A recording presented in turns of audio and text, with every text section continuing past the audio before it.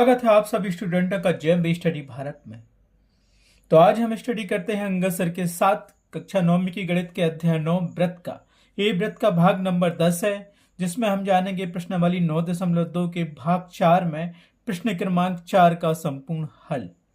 इससे पहले यदि आपने हमारे चैनल जेएमबी स्टडी भारत को सब्सक्राइब नहीं किया है तो सब्सक्राइब कीजिए, ताकि इसी प्रकार की वीडियो आपको सबसे पहले मिल सके। तो आइए हम देखते हैं प्रश्न नंबर 4 क्या कहता है। तो प्रश्न नंबर 4 हमें दिया गया है, यदि एक रेखा दो संकेंद्रीय वृत्तों एक ही केंद्र वाले वृत्त को, जिनका केंद्र O है, A, B, C और D पर प्रतिच्छेद करे तो सिद्ध कीजिए कि AB बराबर CD। देखिए आकृति 9.12। ये हमें आकृति दी गई है एक वृत्त की, दो वृत्त दिए गए हैं, उन दोनों वृत्तों का केंद्र एक ही है O, और एक रेखा इन दोनों वृत्तों को क्या कर रही है, संकेंद्री का मतलब होता है एक के अंदर एक वृत्त बना हुआ है, एक छोटा वृत्त बना है, एक बड़ा वृत्त बना है। इन दोनों वृत्तों को ये रेखा क्या कर रही है, क्रमशः बिंदु A, B, C और D पर प्रतिच्छेद कर रही है, और वृत्त के केंद्र O से समान दूरी पर है। तो हमें सिद्ध करना है कि AB बराबर CD है। इसके लिए हम क्या करेंगे, हमें वृत्त के कुछ प्रमेय लगेंगे। एक ही प्रमेय, उसका स्टेटमेंट आपको याद रखना है। मैं इंट्रोडक्शन वीडियो में आपको जितने भी प्रमेय हैं इस अध्याय के आपको डाल चुका हूं, क्योंकि उन प्रमेय में से MCQ क्वेश्चन आते ही हैं और एक प्रमेय सिद्ध करने के लिए आता ही है, तो वो प्रमेय इसमें लगेगा। ठीक है, आपको मैं यहाँ याद दिला देता हूं। जीवा पर जब लंब खींचा जाता है तो वह जीवा को दो समान भागों में विभाजित करता है। ठीक है, वृत्त के केंद्र से जीवा पर डाला गया लंब जीवा को समद्विभाजित करता है। तो देखो ON एक लंब डाला हमने जीवा पर, छोटे वृत्त की जीवा हो गई BC और बड़े वृत्त की जीवा हो गई AD। इन दोनों पे लंब एक ही डला है ON, और ये जीवा को दो समान भागों में बांट रहा है। छोटे वृत्त को दो समान भाग BN और CN, और बड़े वृत्त को दो समान भाग AN और DN होंगे। ठीक है, हमें सिद्ध करना है कि ये AB बराबर CD है। AB बराबर CD सिद्ध करना है तो ये बीच का देखना पड़ेगा हमें। ठीक है, तो जो दिया गया है पहले हम उसको लिख लेते हैं, जो सिद्ध करना है उसको लिख लेते हैं। डायग्राम तो यहाँ दिया गया है। यहाँ दो कंडीशन बनेगी, पहले लेंगे हम छोटे वृत्त के लिए, फिर लेंगे हम बड़े वृत्त के लिए, पहली स्थिति और द्वितीय स्थिति, और दोनों से इक्वेशन बनाएंगे और उन इक्वेशनों से हम सॉल्व कर देंगे कि AB बराबर CD है। ठीक है, आ गया समझ में। तो हमें क्या दिया गया है, एक रेखा दो संकेंद्रीय वृत्तों एक ही केंद्र वाली को, जिनका केंद्र O है, क्रमशः बिंदु A, B, C और D पर प्रतिच्छेद करती है। A, B, C और D पर, अर्थात काटती है इन दोनों वृत्तों को। संकेंद्री का मतलब होता है वृत्त के अंदर वृत्त जिनका केंद्र एक ही हो। और सिद्ध क्या करना है, सिद्ध करना है कि AB बराबर CD है। तो सिद्ध करना है कि AB बराबर CD है। ठीक है, तो यहाँ क्या है, दो वृत्त हैं जिनका केंद्र एक ही है, और ये रेखा इन दोनों वृत्तों को क्या प्रतिच्छेद कर रही है। ठीक है, तो हमें सिद्ध करना है कि ये AB बराबर होगा CD की। ठीक, तो यहाँ दो स्थितियां होंगी, छोटे वृत्त के लिए और बड़े वृत्त के लिए, तो वो हम लिख लेते हैं।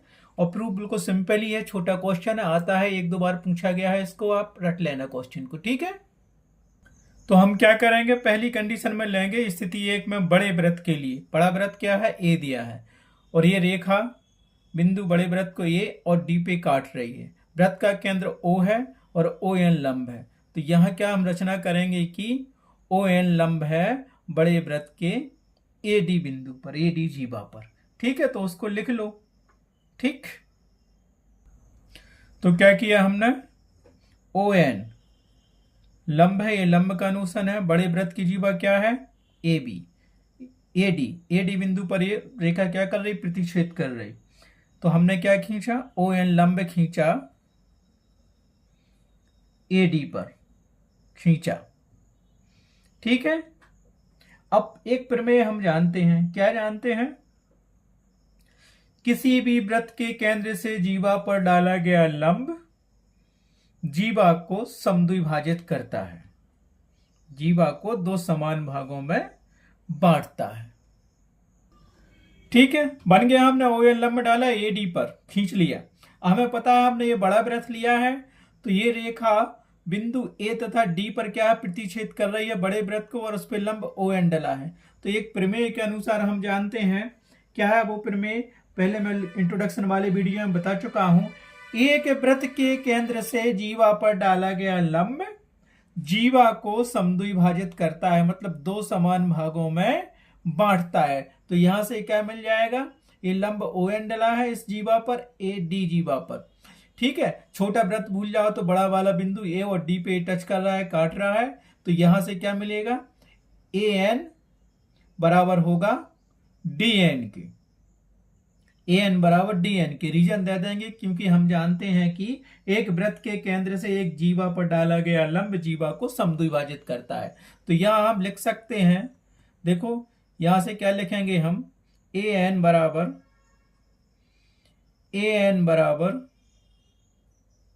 D N.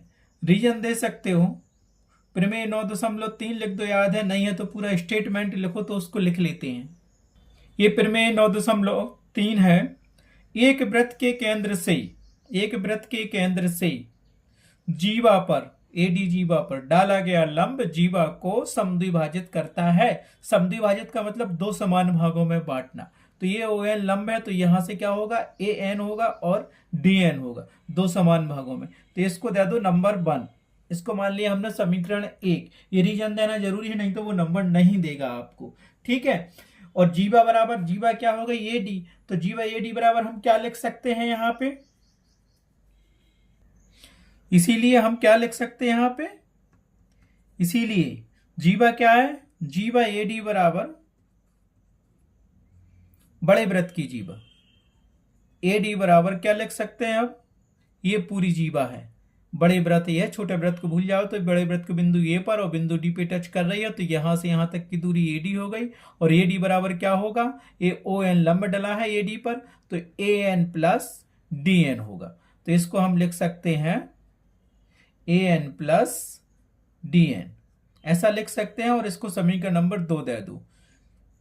ठीक है, जीवा की लंबाई है बड़े वृत्त की। ठीक है, अब चलते हैं स्थिति सेकंड पर, बिल्कुल सेम ऐसा ही करेंगे हम, किसके लिए, छोटे वृत्त के लिए। तो छोटा वृत्त हमारे पास ये बना हुआ है और ये लंब ओ एन डला हुआ है, और छोटे वृत्त को ये जीवा कहां टच कर रही है, बी और सी बिंदु पर।